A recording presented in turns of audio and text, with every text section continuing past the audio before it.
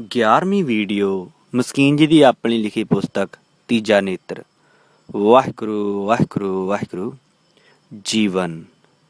ਜੀਵਨ ਕੀ ਹੈ, ਕਿੱਥੋਂ ਹੈ ਤੇ ਕਿਉਂ ਹੈ? ਬੌਧਿਕ ਪੁਰਸ਼ ਅੰਦਰ ਇਹ ਵਿਚਾਰ ਜ਼ਰੂਰ ਜਨਮ ਲੈਂਦੇ ਹਨ ਤੇ ਉਹ ਆਤਮਾ ਦੇ ਡੂੰਘੇ ਤਲ ਵਿੱਚ ਜਾ ਜੀਵਨ ਦਾ ਸਾਰ ਲੱਭਦਾ ਹੈ। ਜੀਵਨ ਦਾ ਆਦਿ ਕੀ ਹੈ, ਅੰਤ ਕੀ ਹੈ? ਇਹ ਲਾਲਸਾ ਚਿਰਾਂ ਤੋਂ ਚੱਲੀ ਆਈ ਹੈ। ਸਭ ਤੋਂ ਪਹਿਲਾਂ ਪੂਰੇ ਯਤਨ ਨਾਲ ਵੇਦਾਂ ਦੇ ਜਨਮਦਾਤੇ ਬ੍ਰਹਮੇ ਨੇ ਜੀਵਨ ਦਾ ਆਦਿ ਲੱਭਣ ਦੀ ਕੋਸ਼ਿਸ਼ ਕੀਤੀ, ਪਰ ਜੀਵਨ ਯਾਤਰਾ ਇੰਨੀ ਲੰਬੀ ਤੇ ਜੀਵਨ ਦਾ ਇਤਨਾ ਵੱਡਾ ਵਿਸਥਾਰ ਵੇਖ ਵਿਸਮਾਦ ਹੋ ਪਿੱਛੇ ਮੁੜਿਆ ਤੇ ਜੋ ਕੁਝ ਖੋਜਣਾ ਲੱਭਿਆ ਉਸ ਤੋਂ ਇਨਕਾਰੀ ਹੋਇਆ। ਨੇਤੀ ਕਹਿ ਉੱਠਿਆ, ਇਹ ਵੀ ਨਹੀਂ, ਕੁਝ ਹੋਰ ਹੈ ਜੋ ਪਕੜ ਵਿੱਚ ਨਹੀਂ ਆ ਰਿਹਾ। ਪ੍ਰਕਿਰਤੀ ਦੇ ਖੋਜੀ ਤੇ ਆਤਮ ਖੋਜੀ ਆਪਣੇ ਆਪਣੇ ਢੰਗ ਨਾਲ ਖੋਜ ਕਰਦੇ ਰਹੇ। ਜੀਵਨ ਕੀ ਹੈ, ਕਿਉਂ ਹੈ, ਕਿੱਥੋਂ ਹੈ? ਕੁਝ ਝਲਕਾਂ ਪੂਰਨ ਤਾਂ ਨਹੀਂ, ਫਿਰ ਵੀ ਸੰਕੇਤ ਮਿਲਦੇ ਹਨ। ਈਰਾਨ ਦਾ ਸੂਫੀ ਸੰਤ ਸ਼ਮਸ ਤਬਰੇਜ਼ ਕਹਿੰਦਾ ਹੈ, ਮੇਰੇ ਜੀਵਨ ਯਾਤਰਾ ਬਹੁਤ ਲੰਬੀ ਹੈ। ਮੈਂ ਖੁਦਾ ਦਾ ਖੋਜੀ ਕਦੀਮੀ ਹਾਂ, ਪੁਰਾਣਾ ਹਾਂ, ਪਰ ਫਿਰ ਵੀ ਕਿਤਨੇ ਸਮੇਂ ਤੋਂ ਤਲਾਸ਼ ਹੈ। ਤਾਂ ਕਹਿੰਦਾ ਹੈ, ਅਜੇ ਜ਼ਮੀਨ, ਆਸਮਾਨ, ਸੂਰਜ, ਚੰਦ, ਤਾਰੇ ਤੇ ਪਸ਼ੂ ਪੰਛੀ ਤੇ ਮਨੁੱਖੀ ਜੀਵਨ ਹੋਂਦ ਵਿੱਚ ਨਹੀਂ ਆਇਆ ਸੀ। ਮੈਂ ਉਦੋਂ ਦਾ ਖੁਦਾ ਦੀ ਯਾਦ ਵਿੱਚ ਬੈਠਾ ਹਾਂ ਔਰ ਮੈਂ ਕਦੀਮੀ ਆਸ਼ਿਕ ਹਾਂ, ਪੁਰਾਣਾ ਪ੍ਰੇਮੀ ਹਾਂ। ਆਦਮ ਨਾ ਬੂਦੋ ਮਨ ਬੂਦਮ, ਹਵਾ ਨਾ ਬੂਦੋ ਮਨ ਬੂਦਮ, ਈਕਸ਼ ਨਾ ਬੂਦੋ ਮਨ ਬੂਦਮ, ਮਨ ਆਸ਼ਿਕ ਦੇਰੀਏ ਨਾਮ ਸ਼ਮਸ ਤਬਰੇਜ਼। ਪਰ ਗੁਰੂ ਘਰ ਦੇ ਅਨੰਤ ਭਗਤ ਤੇ ਗੁਰੂ ਗੋਬਿੰਦ ਸਿੰਘ ਜੀ ਦੀ ਪ੍ਰਸੰਨਤਾ ਦੇ ਪਾਤਰ ਭਾਈ ਨੰਦ ਲਾਲ ਜੀ ਦਾ ਕਥਨ ਹੈ ਕਿ ਜ਼ਮੀਨ ਅਸਮਾਨ ਅਜੇ ਵਜੂਦ ਵਿੱਚ ਨਹੀਂ ਆਏ ਸਨ। ਮੇਰਾ ਮਿਲਣ ਦਾ ਸ਼ੌਂਕ ਬਹੁਤ ਪੁਰਾਣਾ ਹੈ। ਨਾ ਬੂਦ ਹੇਚ ਜ਼ਮੀਨੋ ਆਸਮਾਨ ਨਿਸ਼ਾਨ ਹਾਂ, ਕਿ ਸ਼ੌਂਕ ਯਾਦ ਤੋਂ ਅਵੁਰਦ ਦਰ ਵਜੂਦ ਮਰਾਂ। ਭਾਈ ਨੰਦ ਲਾਲ ਜੀ। ਇੱਥੇ ਤੜਕ ਖੜੀ ਹੋ ਸਕਦੀ ਹੈ, ਜਦ ਜ਼ਮੀਨ ਤੇ ਅਸਮਾਨ ਨਹੀਂ ਸੀ ਤਾਂ ਭਾਈ ਸਾਹਿਬ ਕਿੱਥੇ ਸਨ ਤੇ ਕਿੱਥੇ ਬੈਠ ਕੇ ਪ੍ਰਭੂ ਨੂੰ ਯਾਦ ਕਰ ਰਹੇ ਸਨ? ਇਹ ਜੀਵਨ ਦਾ ਪੈਂਡਾ ਬਹੁਤ ਲੰਬਾ ਹੈ। ਇਹ ਧੁੰਦ ਤੋਂ ਚੱਲਿਆ ਹੈ, ਪਾਣੀ ਬਣਿਆ, ਬਨਸਪਤੀ, ਪਸ਼ੂ ਪੰਖੀ ਤੇ ਇਸ ਤਰ੍ਹਾਂ ਵਿਕਾਸ ਕਰਦਿਆਂ ਮਨੁੱਖੀ ਦੇਹ ਪ੍ਰਾਪਤ ਹੋਈ ਹੈ। ਅਰਬਦ ਨਰਬਦ ਧੁੰਦੂ ਕਾਰਾ। ਰਾਗ ਮਾਰੂ ਮਹੱਲਾ ਪਹਿਲਾ, ਅੰਗ 1035। ਸੁੱਖ ਦੀ ਲਾਲਸਾ ਹਰ ਜੀਵ ਵਿੱਚ ਹੈ। ਇਹ ਲਾਲਸਾ ਇਤਨੀ ਸੂਖਮ ਵੀ ਹੋ ਸਕਦੀ ਹੈ ਕਿ ਦਿਖਾਈ ਨਾ ਦੇਵੇ, ਮਹਿਸੂਸ ਨਾ ਹੋਵੇ, ਪਰ ਜੀਵਨ ਵਿੱਚ ਜੋ ਸੁੱਖ ਲਾਲਸਾ ਛੁਪੀ ਹੈ, ਇਹੀ ਪ੍ਰਮਾਤਮਾ ਦੇ ਮਿਲਣ ਦੀ ਲਾਲਸਾ ਹੈ, ਕਿਉਂਕਿ ਸੁੱਖ ਸਰੂਪ ਤਾਂ ਕੇਵਲ ਅਕਾਲ ਪੁਰਖ ਹੀ ਹੈ। ਜੀਵਨ ਕੀ ਹੈ, ਇਸ ਦੇ ਵੱਖ-ਵੱਖ ਪਹਿਲੂ ਗੁਰਬਾਣੀ ਨੇ ਜਗਤ ਦੇ ਸਾਹਮਣੇ ਰੱਖੇ ਹਨ। ਮਨੁੱਖੀ ਜੀਵਨ ਇੱਕ ਤੰਤੀ ਸਾਜ਼ ਹੈ। ਇਸ ਵਿੱਚੋਂ ਜੀਵ ਅਨਾਹਤ ਸੰਗੀਤ ਕੱਢ ਸਕੇ। ਕਰਤਾ ਪੁਰਖ ਦੀ ਤਰਫੋਂ ਇੱਕ ਅਦੁੱਤੀ ਇਹ ਤੰਤੀ ਸਾਜ਼ ਮਿਲਿਆ ਹੈ। ਇਸ ਸਾਜ਼ ਵਿੱਚ ਸਵਾਸਾਂ ਦੀ ਗਤੀ ਤਾਰਾਂ ਹਨ। ਤੰਤੀ ਸਾਜ਼ ਵਿੱਚ ਸੰਗੀਤ ਕੱਢਣਾ ਹੋਵੇ ਲੰਬੀ ਸਾਧਨਾ ਕਰਨੀ ਪੈਂਦੀ ਹੈ, ਪਰ ਸਾਜ਼ ਨੂੰ ਤੋੜਨਾ ਆਸਾਨ ਹੈ ਤੇ ਸਾਜ਼ ਇੱਕ ਦਿਨ ਪੁਰਾਣਾ ਹੋ ਇਸ ਦੀਆਂ ਤਾਰਾਂ ਕਮਜ਼ੋਰ ਹੋ ਟੁੱਟ ਜਾਂਦੀਆਂ ਹਨ। ਕਬੀਰ ਜੋ ਹਮ ਜੰਤ ਬਜਾਵਤੇ, ਟੂਟੀ ਗਈ ਸਭ ਤਾਰ, ਜੰਤ ਵਿਚਾਰਾ ਕਿਆ ਕਰੈ, ਚਲੇ ਬਜਾਵਨਹਾਰ। ਸ਼ਲੋਕ ਕਬੀਰ ਜੀ, ਅੰਕ 1369। ਇਸ ਸਾਜ਼ ਦੀਆਂ ਤਾਰਾਂ ਵਿੱਚੋਂ ਰੱਬੀ ਨਗਮਾ ਕੱਢਣਾ ਹੈ। ਦਮ ਦਮ ਸਦਾ ਸੰਭਾਲਦਾ, ਦਮ ਨਾ ਬਿਰਥਾ ਜਾਏ। ਬਿਹਾਗੜੇ ਦੀ ਵਾਰ ਮਹੱਲਾ ਤੀਜਾ, ਅੰਕ 556। ਲੱਭਾ ਲੱਭ ਬਿਕੁਲ ਦਮ ਬਦਮ ਨੋਸ਼ ਕੁਨ, ਗਮੇ ਹਰ ਦੋ ਆਲਮ ਫਰਾਮੋਸ਼ ਕੁਨ। ਜੀਵਨ ਇੱਕ ਪ੍ਰਭੂ ਪ੍ਰਭਾਤੀ ਲਈ ਅਵਸਰ ਹੈ। ਇਸ ਅਵਸਰ ਤੋਂ ਲਾਭ ਨਾ ਉਠਾਇਆ ਤਾਂ ਬਾਰ-ਬਾਰ ਇਹ ਅਵਸਰ ਮਿਲਣਾ ਔਖਾ ਹੈ। ਅਵਸਰ ਚੁਕਾ ਹੱਥ ਨਾ ਆਵੈ। ਭਾਈ ਗੁਰਦਾਸ ਜੀ, ਵਾਰ 5ਵੀਂ, ਪੌੜੀ 18ਵੀਂ। ਭਈ ਪ੍ਰਾਪਤ ਮਾਨੁਖ ਦੇਹਰੀਆ, ਗੋਬਿੰਦ ਮਿਲਨ ਕੀ ਤੇਰੀ ਬਰੀਆ। ਆਸਾ ਮਹੱਲਾ 5ਵਾਂ, ਅੰਗ 12। ਇਹੀ ਤੇਰਾ ਅਵਸਰ, ਇਹ ਤੇਰੀ ਬਾਰ, ਕਟ ਭੀਤਰ ਤੂੰ ਦੇਖ ਵਿਚਾਰ। ਸ਼੍ਰੀ ਕਬੀਰ ਜੀ, ਅੰਗ 1159। ਜੀਵਨ ਇੱਕ ਪਦਾਰਥ ਹੈ। ਇਸ ਜੀਵਨ ਦੇ ਥਾਲ ਵਿੱਚ ਨੌਨਿਧ ਨਾਮ ਦਾ ਅੰਮ੍ਰਿਤ ਹੈ, ਪਰ ਮੂੜ ਅਚੇਤ ਇਹ ਜਨਮ ਜੀਵਨ ਪਦਾਰਥ ਅਜਾਈਂ ਰੋਲ ਛੱਡਦਾ ਹੈ। ਜਨਮ ਪਦਾਰਥ ਖੋਏ ਗਵਾਰਾ, ਧਨਾਸਰੀ ਮਹੱਲਾ ਪੰਜਵਾਂ ਅੰਕ 676। ਜੀਵਨ ਇੱਕ ਮਾਰਗ ਹੈ, ਐਸਾ ਮਾਰਗ ਜਿਸ ਵਿੱਚ ਸਵਾਸਾਂ ਦੇ ਕੀਮਤੀ ਮੋਤੀ ਬਿਖਰੇ ਪਏ ਹਨ। ਅੰਧੇ ਦੀ ਤਰ੍ਹਾਂ ਇਹਨਾਂ ਮੋਤੀਆਂ ਤੋਂ ਲੰਘ ਕੇ ਆ ਜਾਂਦੇ ਹਾਂ। ਇਸ ਮਾਰਗ ਤੇ ਚੱਲ ਕੇ ਪ੍ਰਭੂ ਤੱਕ ਪਹੁੰਚਣ ਦੀ ਬਜਾਏ ਰਸਤੇ ਵਿੱਚ ਹੀ ਬੈਠ ਜਾਂਦੇ ਹਾਂ। ਜੀਵਨ ਦਾ ਇਹ ਮਾਰਗ ਸੰਸਾਰ ਤੋਂ ਸ਼ੁਰੂ ਹੋ ਕੇ ਨਿਰੰਕਾਰ ਤੱਕ ਪੁੱਜਦਾ ਹੈ। ਜੀਵਨ ਕੁਝ ਪਦਾਰਥ ਜੜ ਅਸਥੂਲ ਸੰਸਾਰ ਦਾ ਹਿੱਸਾ ਹੈ ਤੇ ਜੀਵਨ ਚੇਤਨਾ ਪਰਮ ਪ੍ਰਕਾਸ਼ ਪ੍ਰਮਾਤਮਾ ਦਾ ਵੀ ਹਿੱਸਾ ਹੈ। ਸੰਸਾਰ ਤੋਂ ਪਰਮ ਪ੍ਰਕਾਸ਼ ਤੱਕ ਪੁੱਜਣ ਲਈ ਜੀਵਨ ਇੱਕ ਮਾਰਗ ਹੈ। ਮਾਰਗ ਮੋਤੀ ਬੀਥਰੇ ਅੰਧਾ ਨਿਕਸਿਓ ਆਏ, ਜੋਤ ਬਿਨਾ ਜਗਦੀਸ਼ ਕੀ ਜਗਤ ਉਲੰਘੇ ਜਾਏ। ਸ਼੍ਰੀ ਕਬੀਰ ਜੀ ਅੰਕ 1370। ਜੀਵਨ ਇੱਕ ਪੌੜੀ ਹੈ, ਸੰਸਾਰ ਤੋਂ ਨਿਰੰਕਾਰ ਤੱਕ ਉੱਪੜਨ ਦਾ ਵਸੀਲਾ ਹੈ। ਪੌੜੀ ਦਾ ਇੱਕ ਸਿਰਾ ਥੱਲੇ ਜ਼ਮੀਨ ਤੇ ਹੁੰਦਾ ਹੈ ਤੇ ਦੂਜਾ ਕੋਠੇ ਨਾਲ। ਜ਼ਮੀਨ ਤੇ ਖੜਾ ਜੀ ਪਰਮਾਤਮਾ ਦੇ ਕੋਠੇ ਤੱਕ ਪਹੁੰਚ ਸਕੇ, ਪਰਮਾਤਮਾ ਵੱਲੋਂ ਮਿਲੀ ਇਹ ਪੌੜੀ ਹੈ। ਜੇ ਇਸ ਪੌੜੀ ਤੇ ਐਤਕੀ ਨਾ ਚੜ੍ਹ ਸਕਿਆ ਤਾਂ ਥੱਲੇ ਹੀ ਰਹਿ ਜਾਏਗਾ ਤੇ ਥੱਲੇ ਦਾ ਜੀਵਨ ਤਾਂ ਅਤੀ ਪੀੜਾਦਾਈ ਹੈ। ਇਸ ਪੌੜੀ ਤੇ ਜੋ ਨਰ ਚੁੱਕੈ ਸੋ ਆਏ ਜਾਏ ਦੁੱਖ ਪਾਏਂਦਾ। ਮਾਰੂ ਮਹੱਲਾ ਪੰਜਵਾਂ 1075। ਅਬ ਕੇ ਛੁੱਟ ਕੇ ਠੌਰ ਨਾ ਠਾਇਓ। ਗੌੜੀ ਸ਼੍ਰੀ ਕਬੀਰ ਜੀਓ ਅੰਗ 337। ਸ਼੍ਰੀ ਗੁਰੂ ਤੇਗ ਬਹਾਦਰ ਜੀ ਦੇ ਕਥਨ ਅਨੁਸਾਰ ਜੀਵਨ ਇੱਕ ਸੁਪਨਾ ਹੈ। ਇਹ ਹੈ ਵੀ ਤੇ ਨਹੀਂ ਵੀ। ਅਗਿਆਨ ਦੀ ਨਿੰਦਰਾ ਵਿੱਚ ਇਹ ਹੈ, ਗਿਆਨ ਹੁੰਦਿਆਂ ਸਭ ਬ੍ਰਹਮ ਹੈ। ਜਿਉ ਸੁਪਨਾ ਰਪੇਖਣਾ ਐਸੇ ਜਗ ਕੋ ਜਾਣ। ਸ਼ਲੋਕ ਮਹੱਲਾ 9ਵਾਂ ਅੰਗ 1427। ਜਗ ਜੀਵਨ ਐਸਾ ਸੁਪਨੇ ਜੈਸਾ ਜੀਵਨ ਸੁਪਨ ਸਮਾਨੰ। ਆਸਾ ਸ਼੍ਰੀ ਕਬੀਰ ਜੀ ਅੰਗ 482। ਫਰਕ ਸਿਰਫ ਇਤਨਾ ਹੈ ਕਿ ਇੱਕ ਸੁਪਨਾ ਅਸੀਂ ਉਦੋਂ ਵੇਖਦੇ ਹਾਂ ਜਦ ਅਸੀਂ ਸੌ ਜਾਂਦੇ ਹਾਂ, ਅੱਖਾਂ ਬੰਦ ਹੋ ਜਾਂਦੀਆਂ ਹਨ ਤੇ ਉਹ ਬੰਦ ਅੱਖਾਂ ਦਾ ਸੁਪਨਾ ਹੈ। ਇਹ ਖੁੱਲੀ ਅੱਖ ਦਾ ਸੁਪਨਾ ਹੈ।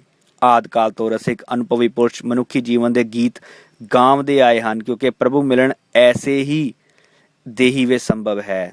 ਦੇਵਤੇ ਪਵਿੱਤਰ ਰੂਹਾਂ ਹਨ ਤੇ ਉਹਨਾਂ ਨੂੰ ਤਨ ਨਹੀਂ ਮਿਲਿਆ, ਇਸ ਦੇਹੀ ਲਈ ਤੜਫਦੀਆਂ ਹਨ ਤੇ ਇਸੇ ਦੇਹੀ ਦੀ ਮੰਗ ਕਰਦੀਆਂ ਹਨ।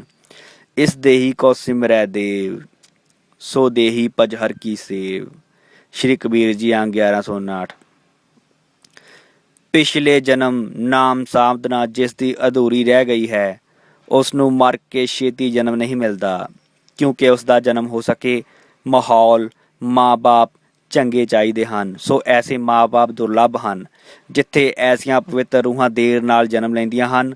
ਮਨੁੱਖੀ ਤਨ ਦੀ ਇਹ ਮਹਾਨਤਾ ਹੈ ਕਿ ਇਹ ਪਰਮਾਤਮਾ ਦੇ ਮਿਲਣ ਦਾ ਸਾਧਨ ਹੈ। ਸੋ ਪਵਿੱਤਰ ਰੂਹਾਂ ਮਨੁੱਖੀ ਤਨ ਲਈ ਪ੍ਰਯਤਨਸ਼ੀਲ ਰਹਿੰਦੀਆਂ ਹਨ। ਭਾਗ 12। ਨਾਮ ਖੁਮਾਰੀ। ਮਖਮੂਰੀ ਸਰੂਰ। ਖੁਮਾਰੀ ਸਿਰਫ ਮਨੁੱਖ ਦੇ ਅਨੁਭਵ ਵਿੱਚ ਆਈ ਹੈ, ਬਾਕੀ ਜੂਨਾਂ ਇਸ ਤੋਂ ਅਣਜਾਣ ਹਨ। ਖੁਮਾਰੀ ਉਸ ਵਕਤ ਤਾਰੀ ਹੁੰਦੀ ਹੈ, ਸਰੂਰ ਉਦੋਂ ਮਿਲਦਾ ਹੈ ਜਦ ਚਿੰਤਾ ਫਿਕਰ ਦਾ ਬੋਝ ਲੱਥਦਾ ਹੈ। ਭਵਿੱਖ ਤੇ ਭੂਤਕਾਲ ਖੋ ਜਾਂਦਾ ਹੈ, ਸਿਰਫ ਵਰਤਮਾਨ ਹੀ ਰਹਿ ਜਾਂਦਾ ਹੈ। ਇਸ ਵਾਸਤੇ ਕਵੀ ਸ਼ਾਇਰ ਲੋਕਾਂ ਤੇ ਮਹਾਨ ਪੁਰਸ਼ਾਂ ਨੇ ਸਰੂਰ ਮਸਤੀ ਖੁਮਾਰੀ ਦੀ ਚਰਚਾ ਬਹੁਤ ਕੀਤੀ ਹੈ। ਆਪਣੇ ਗੀਤਾਂ ਅੰਦਰ ਮਖਮੂਰੀ ਦੇ ਵਿਸ਼ੇ ਨੂੰ ਖਾਸ ਥਾਂ ਦਿੱਤੀ ਹੈ। ਫਿਕਰ ਚਿੰਤਾਵਾਂ ਜਦ ਇੱਕ ਪਾਸੇ ਹੋਣ, ਨੇਤਰਾਂ ਵਿੱਚ ਇੱਕ ਅਜੀਬ ਪਵਿੱਤਰਤਾ ਝਲਕਦੀ ਹੈ ਤੇ ਮਸਤਕ ਦਾ ਰੰਗ ਨਿਖਰਦਾ ਹੈ। ਇਸ ਵਾਸਤੇ ਖੁਮਾਰੀ ਸਰੂਰ ਛੁਪਾਇਆ ਨਹੀਂ ਜਾ ਸਕਦਾ। ਮਨੁੱਖੀ ਮਨ ਦਾ ਸੁਭਾਅ ਤ੍ਰਿਸ਼ਨਾਲੂ ਹੈ, ਵਾਸ਼ਨਾ ਵਿੱਚ ਰਹਿਣਾ ਹੈ ਤੇ ਤ੍ਰਿਸ਼ਨਾ ਵਾਸ਼ਨਾ ਚਿੰਤਾ ਨੂੰ ਜਨਮ ਦਿੰਦੀ ਹੈ ਤੇ ਚਿੰਤਾ ਚਿਹਰੇ ਨੂੰ ਕਰੂਪ ਕਰ ਦਿੰਦੀ ਹੈ। ਪਥਰੇਲਾਪਨ ਅੱਖਾਂ ਵਿੱਚ ਪ੍ਰਗਟ ਹੋਣ ਲੱਗ ਪੈਂਦਾ ਹੈ। ਸਰੂਰ ਦੀ ਤੜਫ ਤਾਂ ਪ੍ਰਾਣਾਂ ਵਿੱਚ ਹੁੰਦੀ ਹੈ, ਪਰ ਵਿਗੜੀ ਹੋਈ ਮਾਨਸਿਕ ਦਸ਼ਾ ਕਰਕੇ ਸਰੂਰ ਮਿਲਦਾ ਨਹੀਂ। ਤਾਂ ਫਿਰ ਮਨੁੱਖ ਮਸਨੂਈ ਬਨਾਵਟੀ ਸਰੂਰ ਖੁਮਾਰੀ ਨਸ਼ਿਆਂ ਵਿੱਚ ਲੱਭਦਾ ਹੈ। ਜੈਸੇ ਜੈਸੇ ਮਨੁੱਖ ਅੰਦਰ ਤ੍ਰਿਸ਼ਨਾ ਵਧੀ ਹੈ ਤੇ ਫਿਕਰ ਚਿਤਾਵਾਂ ਕਰਕੇ ਸਿਰ ਬੋਝਲ ਹੋਇਆ ਹੈ, ਨਸ਼ਿਆਂ ਦੀ ਵਰਤੋਂ ਵੀ ਵੱਧ ਗਈ ਹੈ ਤੇ ਐਸਾ ਦਿਖਾਈ ਦੇ ਰਿਹਾ ਹੈ ਕਿ ਨਸ਼ਿਆਂ ਤੋਂ ਬਿਨਾਂ ਜੀਵਨ ਔਖਾ ਹੁੰਦਾ ਜਾ ਰਿਹਾ ਹੈ। ਜੋ ਜਿਤਨਾ ਜ਼ਿਆਦਾ ਬੌਧਿਕ ਹੈ, ਦਿਮਾਗੀ ਤਲ ਤੇ ਜੀਵਨ ਵਾਲਾ ਹੈ, ਉਸ ਨੂੰ ਆਪਣੀਆਂ ਚਿੰਤਾਵਾਂ ਉਲਝਣਾ ਖਾਸ ਕਰਕੇ ਦਿਖਾਈ ਦਿੰਦੀਆਂ ਹਨ, ਕਿਉਂਕਿ ਇਹਨਾਂ ਨੂੰ ਵੇਖਣ ਵਾਲੀ ਅੱਖ ਉਸ ਕੋਲ ਹੈ। ਇਸ ਵਾਸਤੇ ਅਕਸਰ ਦਾਰਸ਼ਨਿਕ ਕਵੀ ਸ਼ਾਇਰ ਸ਼ਰਾਬੀ ਹੋ ਜਾਂਦੇ ਹਨ ਤੇ ਐਸੇ ਬੰਦੇ ਨੂੰ ਵੇਖ ਕੇ ਹੈਰਾਨੀ ਹੁੰਦੀ ਹੈ ਕਿ ਇਤਨਾ ਸਿਆਣਾ ਬੰਦਾ ਤੇ ਸ਼ਰਾਬ ਪੀ ਕੇ ਬੇਹੋਸ਼ ਫਿਰਦਾ ਹੈ। ਸਧਾਰਨ ਜਨ ਲੋਕ ਬਹੁਤ ਗਹਿਰੀ ਦ੍ਰਿਸ਼ਟੀ ਨਹੀਂ ਹੁੰਦੀ, ਇਸ ਵਾਸਤੇ ਜੀਵਨ ਦੀਆਂ ਮਹੀਨ ਉਲਝਣਾਂ ਨੂੰ ਦਿਖਾਈ ਨਹੀਂ ਦਿੰਦੀਆਂ, ਜਿਸ ਕਰਕੇ ਸਧਾਰਨ ਜਨ ਉਤਨਾ ਚਿੰਤਾਤੁਰ ਤੇ ਪਰੇਸ਼ਾਨ ਨਹੀਂ ਹੁੰਦਾ ਜਿਤਨਾ ਕਿ ਸ਼ਾਇਰ ਦਾਰਸ਼ਨਿਕ ਹੁੰਦਾ ਹੈ। ਕੁਝ ਹਿੰਦੀ ਦੇ ਕਵੀ ਤੇ ਉਰਦੂ ਭਾਸ਼ਾ ਦੇ ਸ਼ਾਇਰ ਜਿਨ੍ਹਾਂ ਕੋਲ ਬਹੁਤ ਗਹਿਰੀ ਦ੍ਰਿਸ਼ਟੀ ਸੀ, ਇਸ ਮਹਾਨ ਦ੍ਰਿਸ਼ਟੀ ਦੇ ਹੁੰਦਿਆਂ ਹੋਇਆਂ ਵੀ ਉਹਨਾਂ ਦਾ ਜੀਵਨ ਨਸ਼ਿਆਂ ਦੇ ਦਲਦਲ ਵਿੱਚੋਂ ਲੰਘਿਆ ਹੈ। ਉਰਦੂ ਸ਼ਾਇਰ ਦੇ ਰੂਹੇ ਰਵਾਂ ਮਿਰਜ਼ਾ ਗਾਲਿਬ ਦੇ ਹੱਥੋਂ ਤਾਂ ਜਾਮ ਛੁੱਟਦਾ ਹੀ ਨਹੀਂ ਸੀ ਤੇ ਆਂਤਰਿਕ ਬੇਚੈਨੀ ਉਸ ਦੀ ਸਿਖਰ ਤੇ ਪੁੱਜੀ ਹੋਈ ਸੀ। बेचैनियाँ सारे जहाँ की समेट कर जब कुछ ना बना तो मेरा दिल बना दिया। इतनी बेचैन तबीयत वाला अगर नशा ना लवे ਤਾਂ ਪਾਗਲ ਹੋ ਜਾਏਗਾ। ਅੰਦਰ ਦਾ ਤਣਾਅ ਘੱਟ ਹੋਵੇ, ਉਸ ਨੂੰ ਭੁੱਲ ਜਾਈਏ। ਇੱਕੋ ਇੱਕ ਬਾਹਰੀ ਸਾਧਨ ਹੈ ਕਿ ਕੋਈ ਨਸ਼ਾ ਲੈ ਕੇ ਬੇਹੋਸ਼ ਹੋ ਜਾਈਏ। ਪੱਛਮ ਦੇ ਮਹਾਨ ਦਾਰਸ਼ਨਿਕ ਤੇ ਮਨੋਵਿਗਿਆਨੀ ਨੀਤਸ਼ੇ ਤੇ ਫਰਾਇਡ ਪਾਗਲ ਹੋ ਕੇ ਮਰੇ। ਜੋ ਜਿਤਨਾ ਸਿਆਣਾ ਹੋਵੇਗਾ ਉਤਨਾ ਹੀ ਜਗਤ ਅਸਾਰ ਦਿਖਾਈ ਦੇਵੇਗਾ ਤੇ ਉਹ ਸੁਭਾਵਕ ਹੀ ਬੇਚੈਨ ਹੋ ਜਾਵੇਗਾ। ਪਸ਼ੂ ਪਾਗਲ ਨਹੀਂ ਹੁੰਦੇ ਕਿਉਂਕਿ ਬੇਚੈਨੀ ਉਹਨਾਂ ਵਿੱਚ ਬਿਲਕੁਲ ਨਹੀਂ ਹੈ। ਖਾਣ ਪੀਣ ਨੂੰ ਮਿਲ ਜਾਵੇ, ਸਰੀਰ ਦੀਆਂ ਲੋੜਾਂ ਤੇ ਪੂਰਨ ਹੁੰਦਿਆਂ ਹੀ ਪਸ਼ੂ ਸੰਤੁਸ਼ਟ ਹੋ ਜਾਂਦਾ ਹੈ। ਇਸ ਵਾਸਤੇ ਪਸ਼ੂਆਂ ਵਿੱਚ ਤਣਾਅ ਨਹੀਂ ਦਿਖਾਈ ਦਿੰਦਾ। ਹਾਂ, ਜੋ ਪਸ਼ੂ ਮਨੁੱਖੀ ਬੰਦਿਸ਼ ਵਿੱਚ ਰਹਿੰਦੇ ਹਨ ਤੇ ਉਹਨਾਂ ਦੀ ਪ੍ਰਕਿਰਤੀ ਵਿੱਚ ਕੋਈ ਮਨੁੱਖ ਨੇ ਵਾਧਾ ਖੜੀ ਕੀਤੀ ਹੋਵੇ ਤਾਂ ਉਹ ਪਾਗਲ ਹੋ ਜਾਂਦੇ ਹਨ। ਪਰ ਫਿਰ ਵੀ ਪਸ਼ੂਆਂ ਵਿੱਚ ਪਾਗਲਪਨ ਨਾਮ ਮਾਤਰ ਹੈ। ਮਨੁੱਖ ਤਾਂ ਆਪਣਾ ਮਾਨਸਿਕ ਸੰਤੁਲਨ ਇਤਨਾ ਡਾਵਾਂ ਡੋਲ ਕਰ ਬੈਠਾ ਹੈ ਕਿ ਸੰਸਾਰ ਭਰ ਦੇ ਪਾਗਲਖਾਨੇ ਮਨੁੱਖਾਂ ਨਾਲ ਭਰੇ ਪਏ ਹਨ। ਸੰਸਾਰਕ ਲੋੜਾਂ ਦੇ ਪੂਰਨ ਹੁੰਦਿਆਂ ਜਿੱਥੇ ਪਸ਼ੂ ਸੰਤੁਸ਼ਟ ਹੋ ਜਾਂਦਾ ਹੈ, ਉੱਥੇ ਮਨੁੱਖ ਅਤਿਅੰਤ ਬੇਚੈਨ ਹੋ ਉੱਠਦਾ ਹੈ ਤੇ ਜੀਵਨ ਯਾਤਰਿਕ ਦਿਖਾਈ ਦੇਣ ਲੱਗ ਪੈਂਦਾ ਹੈ। ਸਭ ਕੁਝ ਦੇ ਮਿਲਦਿਆਂ ਹੀ ਪਤਾ ਚੱਲਦਾ ਹੈ ਕਿ ਮਿਲਿਆ ਤਾਂ ਕੁਝ ਵੀ ਨਹੀਂ। ਇਸ ਵਾਸਤੇ ਸੰਪੰਨ ਦੇਸ਼ਾਂ ਵਿੱਚ ਮਾਨਸਿਕ ਰੋਗੀ ਵੱਧਦੇ ਜਾ ਰਹੇ ਹਨ। ਮਿਰਜ਼ਾ ਗਾਲਿਬ, ਜਿਸ ਦੀ ਸੋਚਣੀ ਗਗਨਚੁੰਬੀ ਹੈ, ਕਹਿੰਦਾ ਹੈ ਕਿ ਦੁਨੀਆ ਤਾਂ ਮੇਰੇ ਲਈ ਇੱਕ ਬੱਚੇ ਦਾ ਖੇਲ ਹੈ। ਇੱਥੇ ਤਖਤ ਸੁਲੇਮਾਨੀ ਤੇ ਹਜ਼ਰਤ ਈਸਾ ਦੇ ਮੁਅਜਿਜ਼ੇ ਕਰਾਮਾਤਾਂ ਇੱਕ ਬੱਚਿਆਂ ਦਾ ਖੇਲ ਹਨ। बाजीचा ए इतफाल है दुनिया मेरे आगे, होता है शबो रोज तमाशा मेरे आगे। एक खेल है औरंगे सलीमा मेरे नज़दीक, एक बात है इजाजे मसीहा मेरे आगे। जद सब कुछ खेल है, कुछ तुछ है, तब मानसिक बेचैनी ਪ੍ਰਗਾੜ ਰੂਪ ਧਾਰਨ ਕਰ ਲੈਂਦੀ ਹੈ ਤੇ ਉਸ ਬੇਚੈਨੀ ਨੂੰ ਕਾਬੂ ਕਰਨ ਲਈ ਬਾਹਰੋਂ ਸਿਰਫ ਨਸ਼ਿਆਂ ਦਾ ਹੀ ਸਹਾਰਾ ਆਸਰਾ ਰਹਿ ਜਾਂਦਾ ਹੈ। ਪੁਰਾਣਾ ਮਨੁੱਖ, ਆਦਿ ਮਨੁੱਖ, ਜੰਗਲਾਂ ਵਿੱਚ ਰਹਿਣ ਵਾਲਾ ਆਪਣੇ ਆਪ ਵੀ ਸੰਤੁਸ਼ਟ ਸੀ। ਭਾਵੇਂ ਉਸ ਪੁਰਾਣੇ ਸਮੇਂ ਵਿੱਚ ਨਸ਼ੇ ਸਨ, ਪਰ ਬਹੁਤ ਥੋੜ੍ਹੇ। ਬੌਧਿਕ ਵਿਕਾਸ, ਰਹਿਣ ਸਹਿਣ ਮਨੁੱਖ ਦਾ ਉੱਚਾ ਹੋਇਆ, ਪਰ ਆਂਤਰਿਕ ਪੀੜਾ ਵੀ ਵੱਧ ਗਈ। ਜੈਸੇ ਜੈਸੇ ਅੱਧੀ ਦੁਨੀਆ ਵਿੱਚ ਵਿੱਦਿਆ ਵੱਧ ਰਹੀ ਹੈ ਤੇ ਮਨੁੱਖ ਬੌਧਿਕ ਹੁੰਦਾ ਜਾਂਦਾ ਹੈ, ਵੈਸੇ ਵੈਸੇ ਇਸ ਦੀ ਮਾਨਸਿਕ ਪੀੜਾ ਵੀ ਵੱਧਦੀ ਜਾਂਦੀ ਹੈ ਤੇ ਹਾਲਾਤ ਇੱਥੋਂ ਤੱਕ ਹੋ ਗਏ ਹਨ ਕਿ ਛੋਟੇ ਛੋਟੇ ਸਕੂਲ ਦੇ ਬੱਚੇ ਤੇ ਕਾਲਜ ਵਿੱਚ ਪੜ੍ਹਨ ਵਾਲੇ ਵਿਦਿਆਰਥੀ ਤੇ ਪੜ੍ਹਾਉਣ ਵਾਲੇ ਸ਼ਿਕਸ਼ਕ ਵੀ ਨਸ਼ਿਆਂ ਦੀ ਦੁਰਵਰਤੋਂ ਕਰਨ ਲੱਗ ਪਏ ਹਨ। ਨਸ਼ਿਆਂ ਤੋਂ ਬਿਨਾਂ ਫਿਕਰਾਂ ਦੇ ਜਾਲ ਵਿੱਚੋਂ ਆਜ਼ਾਦੀ ਨਹੀਂ ਮਿਲਦੀ ਤੇ ਪੂਰਨ ਆਜ਼ਾਦੀ ਬਿਨਾਂ ਸਰੂਰ ਕਿੱਥੇ। ਸੋ ਖੁਮਾਰੀ ਸਰੂਰ ਪ੍ਰਾਣਾਂ ਦੀ ਮੰਗ ਹੈ। ਕੋਈ ਉਤਸਵ ਹੋਵੇ, ਘਰ ਵਿੱਚ ਵਿਆਹ ਸ਼ਾਦੀ ਹੋਵੇ ਤਾਂ ਸ਼ਰਾਬ ਦੀ ਵਰਤੋਂ ਲਾਜ਼ਮੀ ਹੈ। ਨਸ਼ਾ ਹੀ ਉਤਸਵ ਬਣਦਾ ਜਾ ਰਿਹਾ ਹੈ, ਬੇਹੋਸ਼ੀ ਹੀ ਰਸ ਬਣਦੀ ਜਾ ਰਹੀ ਹੈ ਤੇ ਜਦ ਵੀ ਕੋਈ ਵੱਡੀ ਖੁਸ਼ੀ ਮਨਾਉਣੀ ਹੈ ਤਾਂ ਬੇਹੋਸ਼ੀ ਚਾਹੀਦੀ ਹੈ ਤੇ ਬੇਹੋਸ਼ ਹੋ ਸਕੀਏ ਕੋਈ ਨਸ਼ਾ ਚਾਹੀਦਾ ਹੈ ਤੇ ਬੇਹੋਸ਼ੀ ਤਾਂ ਜੀਵਨ ਦੀ ਬਰਬਾਦੀ ਹੈ। ਇਸ ਨਾਲ ਪਰੇਸ਼ਾਨੀਆਂ ਦਾ ਅੰਤ ਨਹੀਂ ਹੁੰਦਾ, ਸਿਰਫ ਵਕਤੀ ਤੌਰ 'ਤੇ ਪਰੇਸ਼ਾਨੀਆਂ ਭੁੱਲਦੀਆਂ ਹਨ।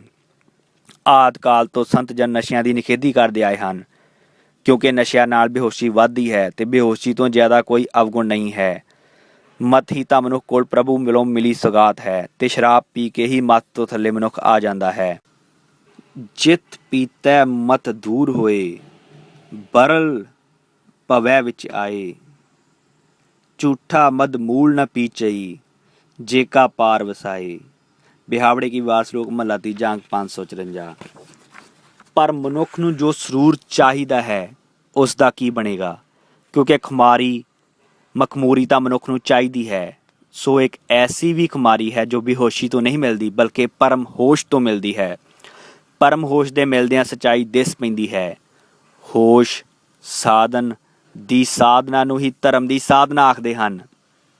ਸੰਤ ਮਹਾਂਪੁਰਸ਼ਾਂ ਤੋਂ ਜ਼ਿਆਦਾ ਹੋਰ ਕੋਈ ਹੋਸ਼ ਵਿੱਚ ਨਹੀਂ ਹੁੰਦਾ। ਇਸ ਵਾਸਤੇ ਸੰਤ ਕੋਲ ਵੀ ਇੱਕ ਖੁਮਾਰੀ ਹੁੰਦੀ ਹੈ। ਚੱਲਦਾ